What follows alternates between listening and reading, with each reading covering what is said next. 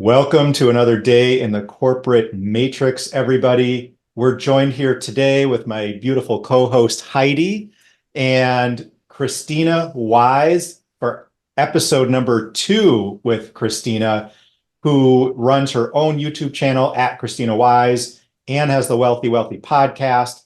And today I really wanted Krisstina to talk about what's on all corporate people's minds these days, our 401ks. And that's because being a corporate worker myself, most of us, including me, have lost our pensions in some way or another. Now, when I first went to work for the corporation that I currently work for 17 years ago, I had a pension. It was a defined benefit plan, which means the longer I work, the company contributes this money to this insurance plan that would pay me a certain amount of money when I retired, guaranteed. Within 3 years of me working for this company, they got rid of the pension plan and they just said, hey, here's how much we think your pension would have been worth. Here's your $4,000 or $5,000 that we think it's worth today.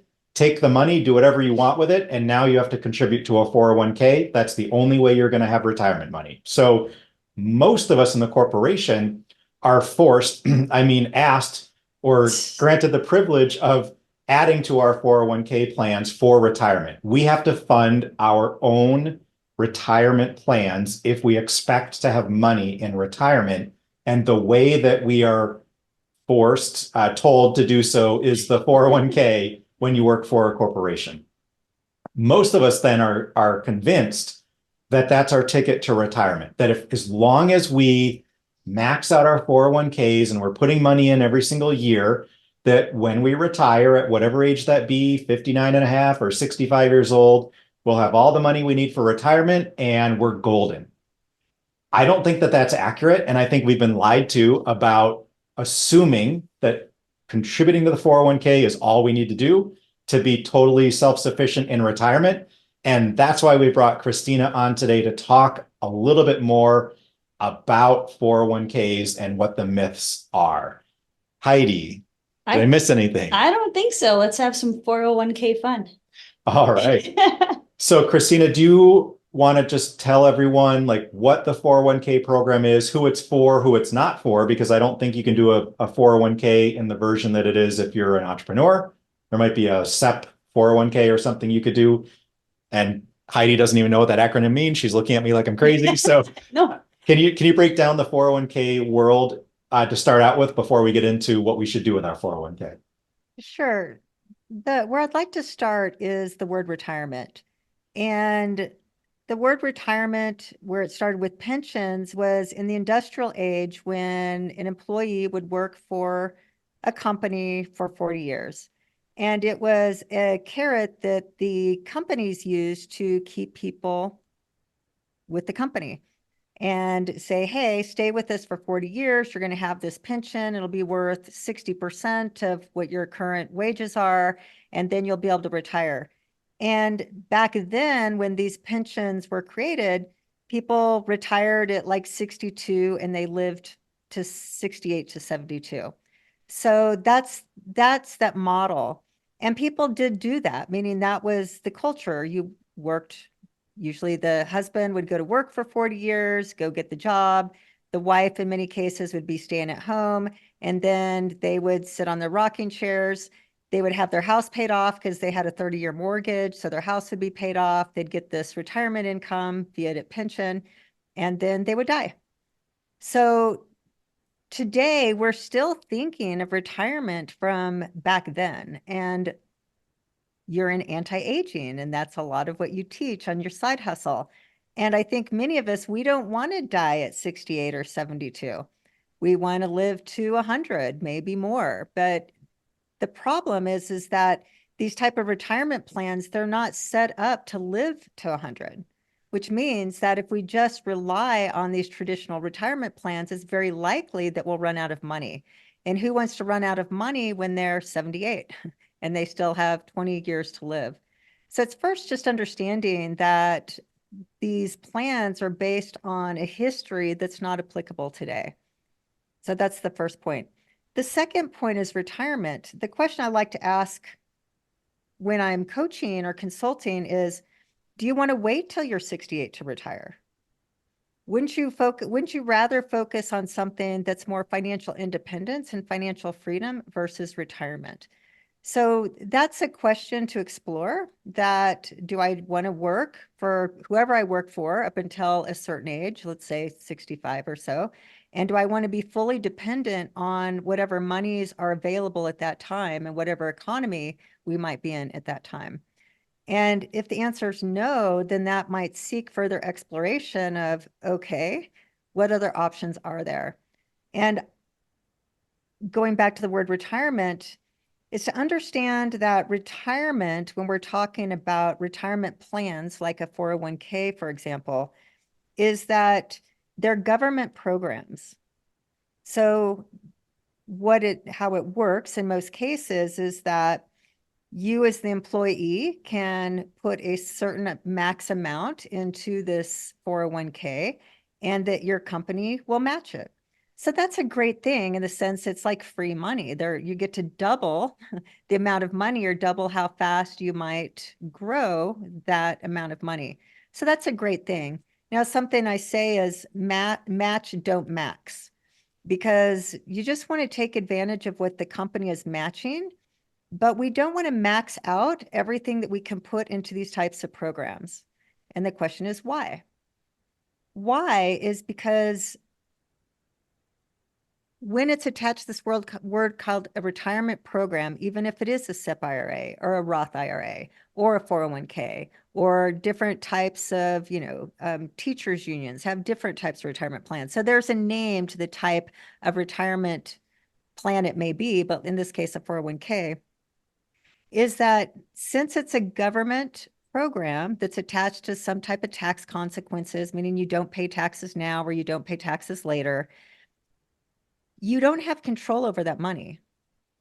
So you're putting it in somewhere. It's attached to a lot of fees because there's management companies that are managing this, and fees eat up a great portion of your overall compounding of that investment. And you can't pull it out early without consequence. You can't reinvest the money. It's locked forever, basically. And the government tells you what you can and can't do with that money. So you can't really grow wealth because wealth requires control, and it requires that you are able to take out money to be able to take advantage of a good investment that comes across your desk, or a new opportunity, or want to start a business, or these different things. So that's why I say take advantage of the match, because it's free money. But to start thinking outside of just retirement is start thinking of investing for some type of control of more of a financial freedom mindset versus a retirement mindset. Because to really build wealth and to build it powerfully, you might say, hey, there's my neighbor. Let's just make up a scenario. My neighbor just died and the estate wants to dump this property really fast, and I can get a really great deal on this house, and I can maybe cash flow it, or, buy it and update it and flip it. And here's a really good opportunity to build some extra wealth. But wait, I can't touch that retirement income, which is where that stash of money is, to take advantage of this opportunity. So we want to be able to, yes, take advantage of this retirement opportunity that our employers give us, but to think that I want to be in control of my financial future. I want to know, can I use my money and have control over a good portion of that money allocated towards investing so that I can invest for more freedom than retirement? Yeah, so I've got a couple things to go back to, Krisstina, and then move forward into like how should we think about the money that's not going into the 401k. But you mentioned 401k, IRA, and then like a teacher plan, which I think is a 403b. So basically, these are what you said. They're government programs that are buckets to hold on to certain amounts of your money, and they're run by the government. So there are governmental laws, rules, and regulations of what we can do with the money or not do with the money. So number one, you're saying when we put our money into these programs, first of all, most companies, not every company, but I would say the vast majority of companies have done away with pensions, including like 3M was one of the big holdouts, and they had amazing pensions. You could retire at like 50 years old. Same with some of the teachers' pensions. My dad retired at 50 years old from the New York teaching state. So he was a state teacher. They had great pensions. They doubled the amount of money he would get in certain years by remaining a teacher. And he retired early. And, he's like 74. So he's getting his pension. A lot of people that are our age and a little younger, even if they have a pension, not sure if they're ever going to actually receive the full benefit. But regardless, most companies have done away with this benefit of like a defined guaranteed contribution to your living while you are retired. And so we have to fund it ourselves. But the way that we're sort of coached or corralled into funding it is one option. If you're a teacher or a state employee, it's like a 403B. And if you're a corporate employee, it's like a 401k. And that's just a name of a bucket that puts a little fence around your money and tells you what you can and can't do. And it even tells you how much you're allowed to put in. So like, for example, if you made a bunch of money one year and you wanted to put $30,000 into your retirement account, you cannot do that. There's a maximum limit defined by the IRS, which is oddly not part of the government, but they get to make that rule of how much you can put in, and they limit it. IRS decides that? The IRS decides how much you can put into your 401k each year. Weird. Whoa. So it's weird. So Krisstina, you're saying all these weird numbers, 403B, 401k, IRA, which is individual retirement account. These are just names of different codes or standards that define what a retirement account is and what we can do with it, because each of those numbers, 403B, has certain rules associated with it. And what you're saying, number one, you can only contribute a certain amount. You are limited, and I know this personally. I have let's say seven investments that I'm allowed to put my money into. So if I put my money in my 401k, the company tells me what investments I'm allowed to make. If I want to invest in silver, because I think it's at $7 an ounce, silver was a screaming deal, and today it's almost $30 an ounce. I would have made all this money. I'm not allowed to invest in silver in my retirement account. I cannot invest in a real estate, residential property, commercial property. I can do none of that. Some people have 3 investments. Some people might have 50. Most of us have like 5 to 10 investments, and that's all we can invest in. And they might all be not what we want to put our money into, but that's all we can do. We literally have no choice. So I think our choice is limited. What we can do with the money and when we can take out is limited. If we decide to take it out, we're penalized. We have to pay taxes on it, and we incur a penalty to take it out and reinvest it. So I just wanted to go back and cover some of those things for people. I'm not the expert on all these things. I know, Krisstina, you are, but I wanted to make sure people are up to speed on some of the stuff we talked about earlier. Yeah, that's good. Does that make sense? Do you have anything else you wanted to add to those before we move forward, Krisstina? Yeah, no, you said that so well, and you're exactly right. And it's to understand that government still, having a government job, they still promise pensions in many cases, like a policeman or a fire department or a teacher and others, but only governments do that currently. But to your point that, will the money be there 20, 30 years from now? Well, who knows? And corporations, the reason why they no longer do pensions is because pensions are obligations. So when you're 401k, you're so limited and controlled, like you just said, but it's in the market and there's no guarantee. The market could be down on the day you retire, and you have to live off whatever that value of that money is. Pensions, on the other hand, were guaranteed. So that means you can be guaranteed to make $7,500 a month, if that's the case, for life. And that obligation is on the government's books, which is a problem because they have to fulfill in those obligations through tax dollars.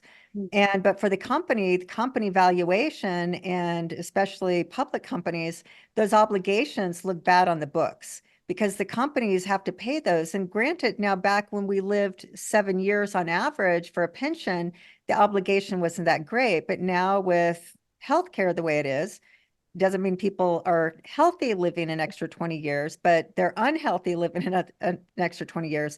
but those companies would have to keep that payout going for how many thousands or tens of thousands of people and so on. So that's why there's no longer pensions and why it's been moved to 401k, except 401k is not an obligation on the company's books.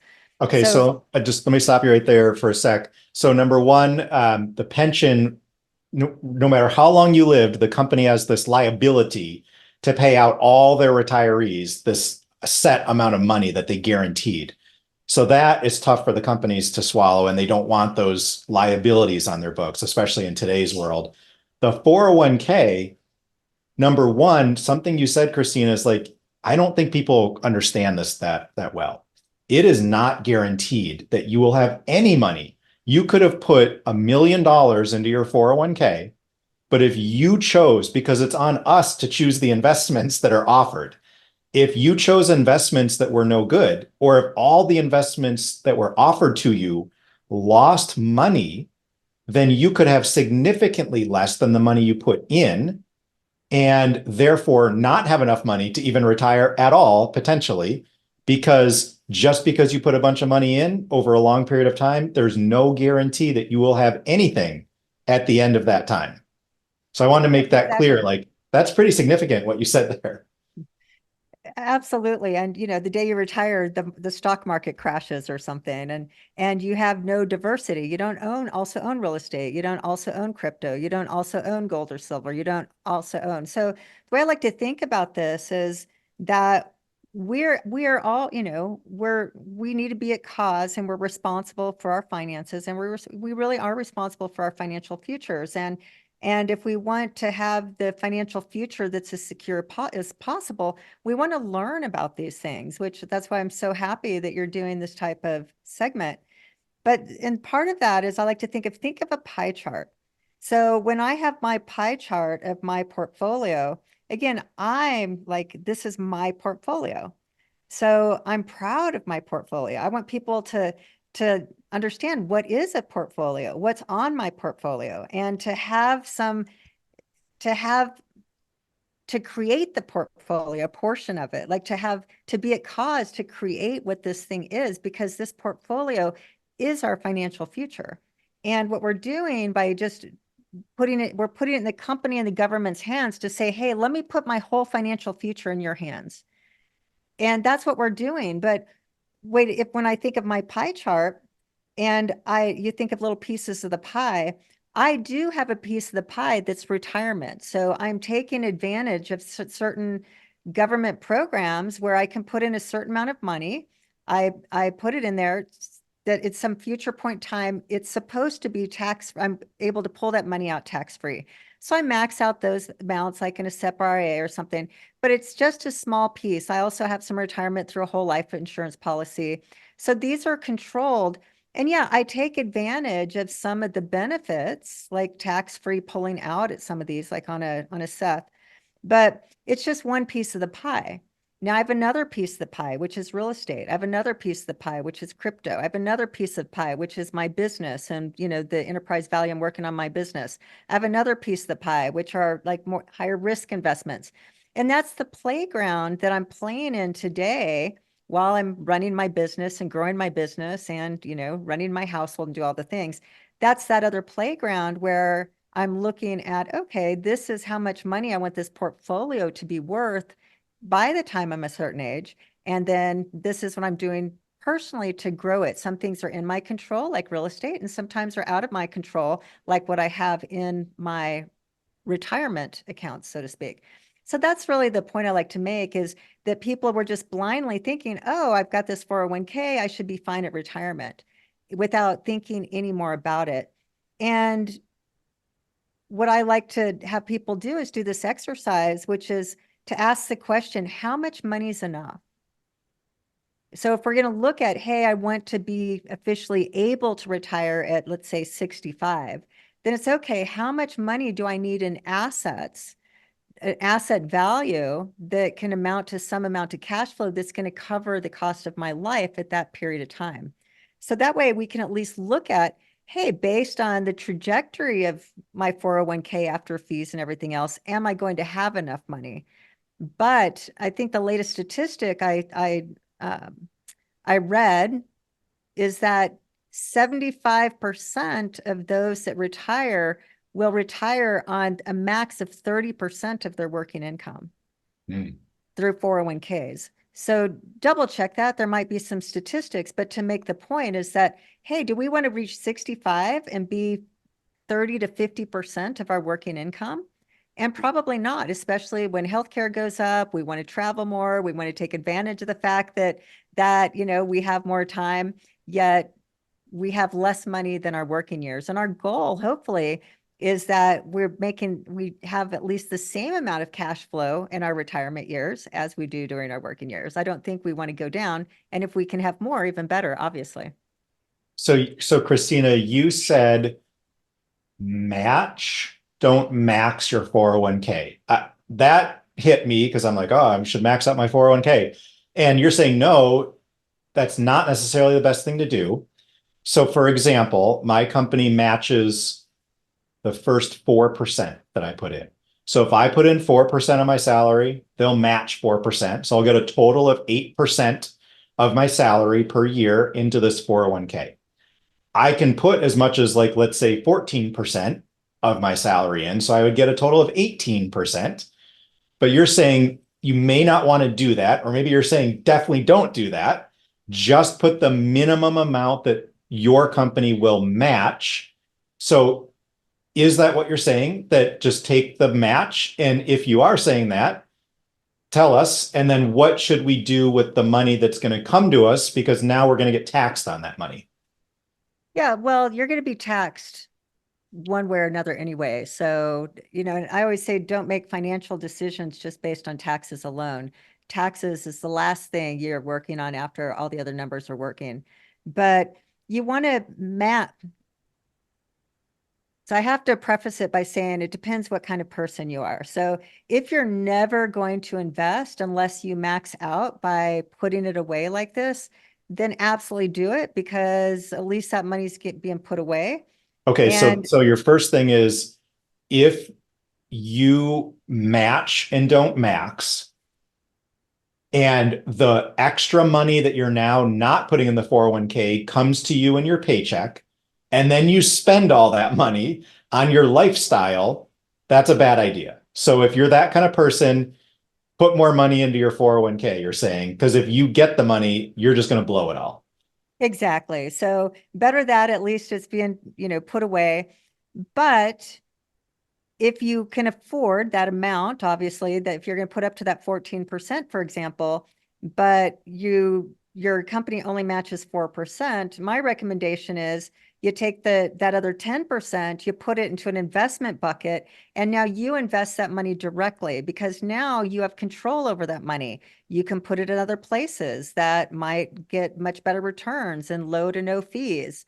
And you could put it in any other investment. And so that's what I'm saying. That's really great opportunity to say, hey, I have a portion that's going into my retirement. I get this really great employer benefit that I, as an entrepreneur, don't get, and to do that. And now I'm going to use the rest of this money to be able to build out my portfolio with control. And the thing is, with the line of business that I do, I help people with personal finance for the most part, is that I hear stories every day, and life happens. And so I hear stories of people say, yeah, man, I took money out of my 401k and I paid penalties and I had to pay taxes.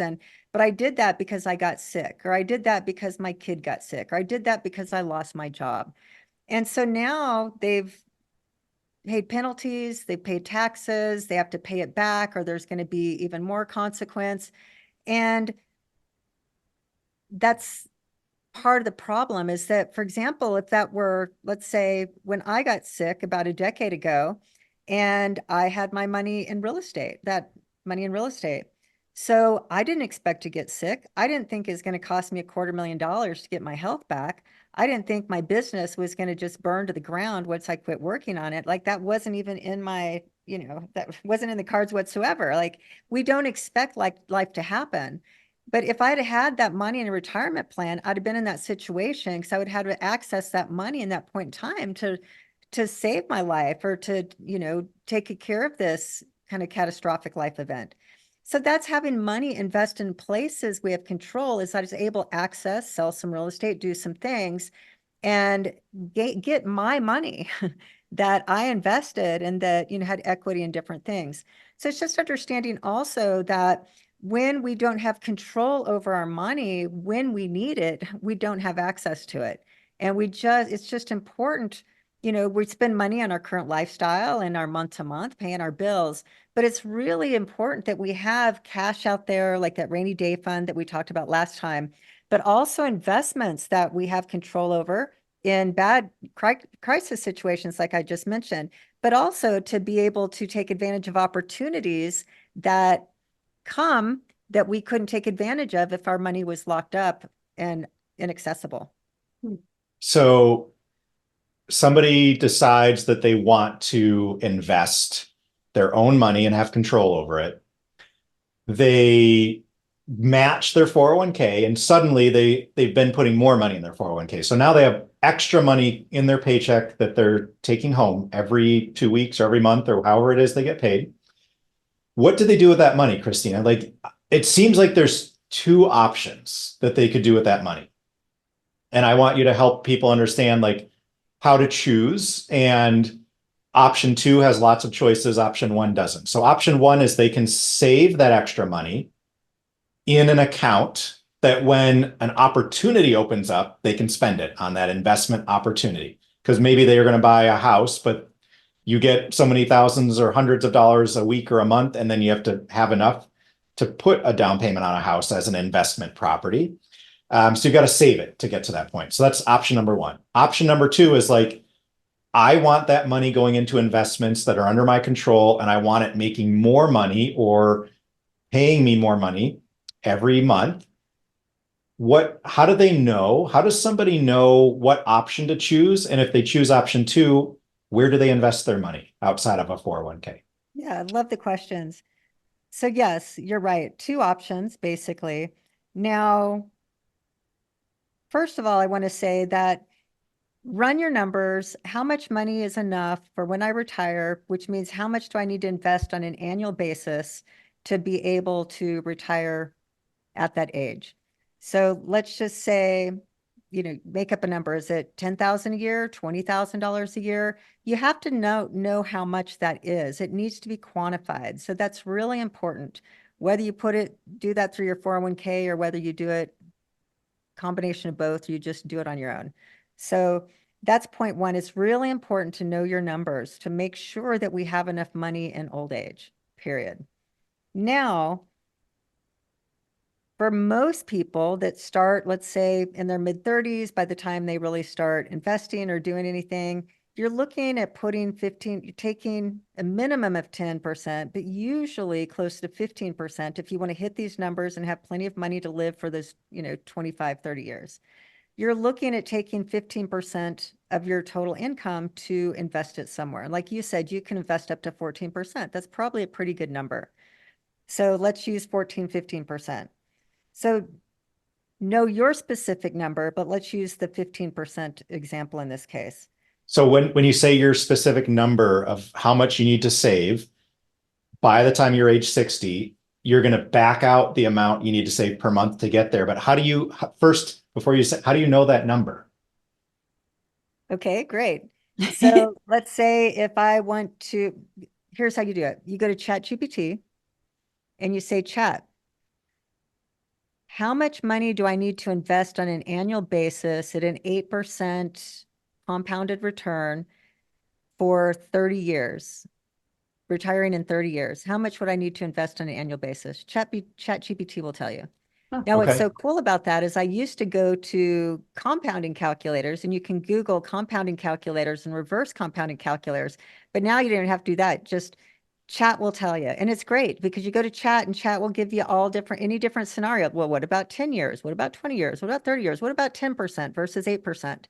And you just get your numbers. So it's easier now than ever to come up with that. And, Cool. some of the variables are how many years, meaning do you want to retire in 10 years, 20 years, 30 years? And what annualized kind of average interest rate. 8% is market. So if you want to be conservative, you might use 8%, for example. but that's what you're looking at. And then it will tell you how much you want to invest on an annual basis to be able to hit that. But let's use 15%. So 15%, let's say that, you're putting in 4. So the rest we can put somewhere. So the question is do I put that in an account or do I invest it directly? Now, again, it's going to be individual. There's 3 answers. One answer is someone like me, and I save the cash, and I'm very clear how much cash I need to save on an annual basis. And I like stockpiling a bunch of cash because your highest returns, when you're looking at double-digit returns, again, I'm generalizing, but in most cases, you're looking at a $100,000 investment to get in the types of deals that are going to get you 12, 15, 20%.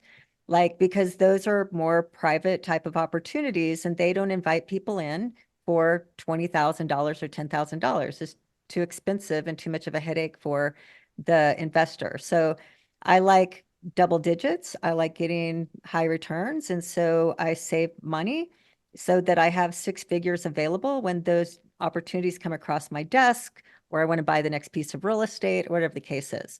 So that's what I do. And I'm able to do that because of my kind of income and what I'm doing. And I'm very intentional about filling that 6-figure bucket to be able to amplify how fast I can continue to build this portfolio. So that's one option. Second option is that you can put it directly. Let's say I don't want to be in the investor game. It's too scary. I want to just focus on my job, maximizing how much money I can make, maybe have a side hustle to make some extra income.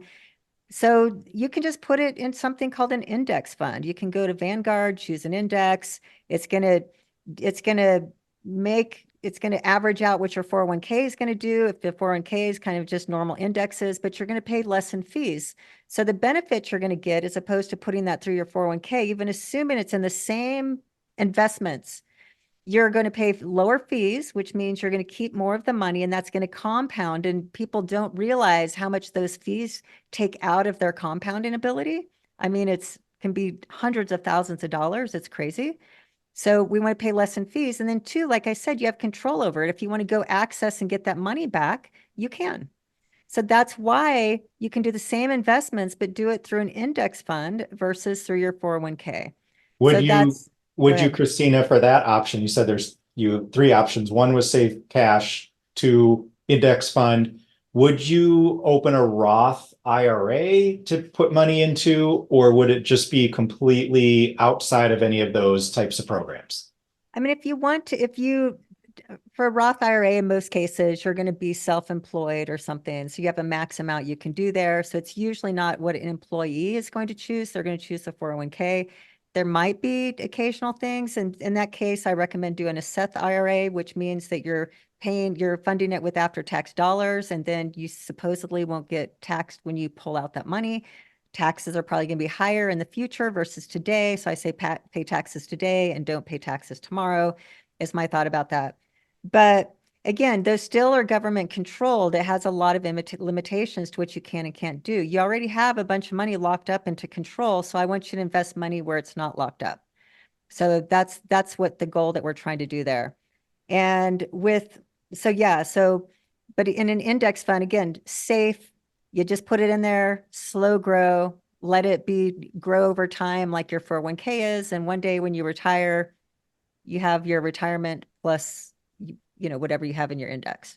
So that's kind of an option 2, or, if you just want to invest in stocks or whatever the case is.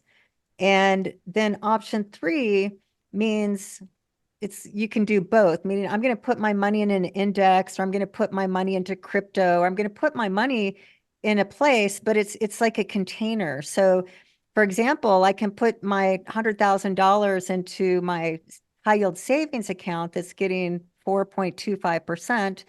Or maybe if I think crypto is going to go up, Bitcoin is going to go up, I can put it in Bitcoin, and it's just a bank account or an index fund. So think of this money that it's like a bank account, but it's yielding higher interest. So meaning more appreciation. So if I want to put money in an index, and let's say it's averaging 8%, I'm almost doubling what my high yield savings account is going to do. So again, you're putting the money there as a bank account, looking for, okay, if I have $100,000 sitting around in in one of my funds, and I see this investment opportunity that is this, I want to invest in a company, or I want to invest in my own business, or I want to buy this piece of real estate, you can sell for basically for free. I mean, you're going to pay some fees selling that money, but not much. And then you can move the money to take advantage of a better opportunity. And that's ultimately what we want to do if we can, is you're always looking for the deal. You're always looking for a place to invest, and you're moving your money. It's like, it's chess pieces on a chessboard. And, that's a different level of play. But again, having that money that's your money allows you to do that. Now, the risk to that is that if you're putting your money in the market, you're either selling it while the market's up or you're selling it while the market's down. So that's the risk you're taking by putting it in different investments, that if the market's down, then you're not going to want to sell it to take advantage of this other opportunity, for example. So, I'm always personally, I'm playing with both of those. I'm going to put my money in investments where I can get the highest yield, but I'm going to have some money sitting around in a cash account that I always have access to for investing, so that if the market is down, if it's a bad Bitcoin day, that I'm not selling it at a low to be able to take advantage of what I want to buy. For sure. So is this the advice that you're giving, Krisstina, is this for people that are in corporate? Because this is a corporate escape artist podcast, right? So I'm gonna reel you guys back in a little bit. Is this the same advice you give to somebody who is an entrepreneur or who wants to play both sides? Or I guess that's my question. Yeah. I mean, investing is irrespective of an entrepreneur W-2. Okay. An entrepreneur W-2 is just how you make your money. You make your money working for somebody else, you make your money working for yourself. So Right. Where you make your incomes are irrelevant. The benefit of working for a company is most companies have matches. And so that is a really nice benefit. That as an entrepreneur, many entrepreneurs don't invest in anything. They're only reinvesting in their business. So they wind up older, and they don't, since this wasn't automatically taken out of their paycheck, Right. they don't have that nest egg. And that's, something I'm trying to teach entrepreneurs all the time. Now, on the flip side, with the employee, you just don't have as much control of your life, but so everything's a balance. But my point is that regardless of where your income comes from, the danger of the W-2 is thinking, my company is going to take care of me, so I don't do anything. The danger of the entrepreneur is, I'll just be fine in the future, so I'm going to do nothing. And in both cases, 85 to 90% of people wind up at retirement age with not enough money, regardless of which camp they're in. Okay. Because they're not taking control of their future. So what happens at Dave Asprey's Bulletproof conference? It's like live to your 180. What would happen if you live to your 180? Yeah, if you're That's going to crazy. survive to 180, you're probably not going to want to be working that entire time. So your pensions would have run out. You're going to need your own independent funds, right? So you need 100 years of money to like this. It's such a crazy, that's what his conference is called this year. So I was just like, I just realized that yesterday, and I was like, what? Like I don't know. Like we can't even manage to 80 hardly, like what's. Yeah, people aren't talking about the cost of old age and Yeah. how we take care of ourselves. So yeah, we all want to live longer, but do we all want to live longer and pretty much live in poverty? Because, Right. when we age, people don't want to take care of us. We become an obligation, a liability to the kids, the government, and different things. Right. And so, yeah, if we plan to live a long time, then we need to financially plan our old age, living longer as well. It needs to be included in that conversation. Right. Do you see, Krisstina? So there's lots of options between crypto, which may or may not be an investment, real estate, your own business, the stock market, index funds, other people's businesses. Is there, what in your observation, a group of people that tend to have more money in retirement with a certain strategy? Like the people that are all in on real estate have more money, or the people that are the most diversified always end up in a better spot? Is there some sweet spot there? I don't have the answer to that. Now, a lot of it just depends, kind of a long game and a short game. So when you're playing with index funds and just looking at market averages somewhere to between 6 and 8%, you need a long time for that money to compound at a lower interest rate. So if you're 30 and you're starting out, then you've got 40 years, you've got plenty of time, just set it and forget it, keep contributing, and you should have plenty of money. Again, everybody needs to know their numbers. Now, if you start at 50 and haven't started at all, we don't have that 30, 40 years to take advantage. And so when you're looking at real estate, when you're looking at other types of investments, they're riskier, but many times with the risk comes higher returns. And so that's where you can make more money, with investments like real estate. And, then with any investment, if you're in the stock market, some people trade stocks. So they're watching Apple stock and buying and selling, not necessarily day trading, but, watching it as part of their portfolio. And, so they get good at that. And that might be a way like, hey, they sell all their Apple stock or a good portion of it on a high day. They reinvest that money somewhere else. And so that's when you're in the investing game and you're really working to build that wealth as fast as possible, you have your hands in the cookie jar, like you're in it. With me, real estate, I'm buying real estate, I'm selling real estate. Sometimes I flip real estate. I'm cash flowing real estate, but I've made my net worth by being very active as a real estate investor. Like I hold something for a certain period of time, I max out the depreciation or maybe max out what I think the equity, I'm going to sell that 1031 into something else. So real estate, there can be big gains and there's a lot of tax advantage of real estate. So like while a lot of people have made their fortunes in real estate investing is because there's so much benefit to real estate investing that it's hard to find in other types of asset classes. So when people are really at a place they're like, all right, I really want to get in this investing game and start building out my portfolio, real estate is usually one that becomes something that people are very curious about because there is so much upside and opportunity that, you're not going to get in crypto, for example. So it seems like what you're saying is you see the people that do the best being more actively involved in their investment. So the passive investor needs to have just basically a really long time horizon.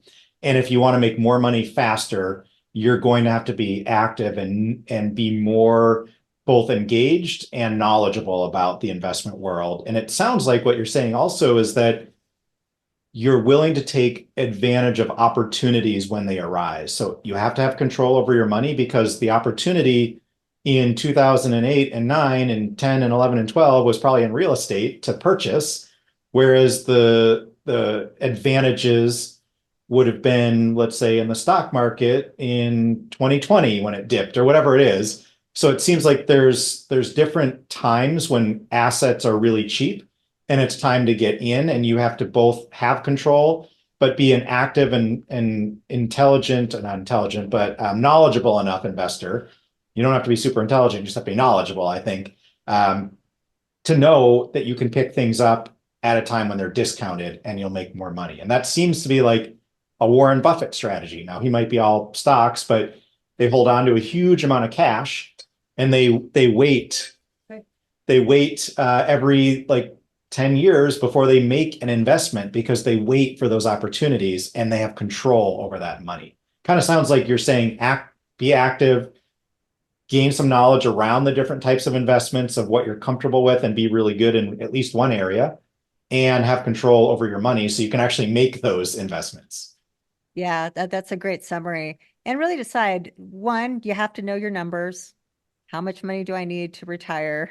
So I'll stop you there with know your numbers because I listened to one of your YouTube videos, Krisstina, and they're like around an hour long, some of them. And you in that video, so if you're listening to this and you have not been to, it's at Krisstina Wise on YouTube. Tell me if I'm wrong, if that's the Oh wrong my God. Yeah, fireworks. We have fireworks on the video here.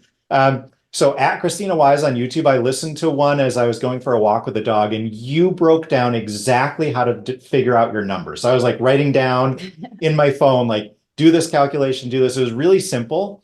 and you laid out like the exact steps to figure out how much money you need in retirement, the exact number, and then how much you have to invest every year to get to that number. It was really helpful for me personally.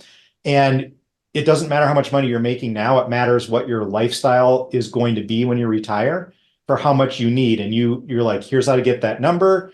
And then you just divide it by this and you figure out how much you have to invest. So if anyone's listening and they haven't been to Kristina's YouTube channel, all the videos are on there. And then I think, Krisstina, you also work one-on-one with a lot of clients. And do you also have a program people can join as well that's kind of go at your own pace? Yeah, so what you're talking about first is the How Much Money is Enough workbook.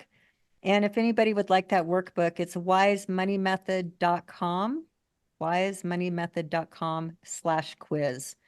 So it's a little 10 question, ask these 10 questions, and then what you get after you answer those questions is you get a workbook that is a complete guide that will help you calculate how much money is enough so that you know your numbers, which I always tell everyone that's the first place to start. And then, yes, that if anybody did want to sell, just we set up a call like this. We can have a conversation like this, look at some numbers, talk about some things. And that's Krisstina.com/call if somebody actually wants to do a 45-minute consulting call. And otherwise, just go to YouTube. I'm recording a couple of videos per week, and I'm happy to answer any questions. If somebody throws me a question, I'm happy to even do a YouTube video on it. But I really just want to do financial education because there's just so much dono, and just real true illiteracy when it comes to some of these financial basics. And I want to make sure we all have enough money and we can live a good life. And by being educated around this topic, I think just we're all going to be better off. So YouTube is a place just to get some free education. I highly recommend everybody follow Krisstina on YouTube. She has you have a lot of information there, Krisstina. And I see it as like, it's like the dodo bird. It's everybody is following the same advice because that's what everyone tells them to do. And it's what everyone else is doing. And as you said, if you look at the statistics, the large majority, like 80+% of people don't have enough money to retire. So if you do what everyone else does, you're going to get what everyone else gets, which is not enough. And that's not where anyone wants to be. So I love what you're doing around financial literacy and education. So I'd highly recommend if you're listening to this podcast and you're sinking a bunch of money in your 401k and you're thinking that you're going to be fine, go visit Krisstina Wise and learn a little bit more about how to be better so that you are not like everyone else and actually have more money to retire on and then more options. Nice. I like the dodo analogy. Yeah, well summarized. I couldn't have said it better myself. I know, it's good. Great. Krisstina, so great to have you here. We got through one question, by the way, one bullet point. There's three. It's so funny. I was just kind of like analyzing. I'm like, should we bring up the Biden thing, the capital gains, 44%? So stay tuned for part 3, where I want to talk about what's the difference between financial security and financial freedom. And if, so this was a potential White House thing where they could increase the capital gains tax to 44% or some other large number. How would that impact investment strategies for those of us that are actively involved in our investing? So you'll have to stay around for episode 3 with Krisstina for that. Let's leave a cliffhanger. Which we don't have her permission to do episode 3 yet. She's like, geez, you guys. Well, if she doesn't agree, we'll ask her over email and we'll pretend that Heidi's Krisstina. I like how we're talking about you, Krisstina, like as if you're not here. I love it. I love it. Actually, that's a good one. You just gave me a YouTube video idea. Really? That I'm going to do a video on the difference between financial security and financial freedom. That's really good. Nice. I love, somebody broke that down for me once and I was like, oh, I never thought about that there's a difference, and there's a huge difference. So in like what you can do with your life.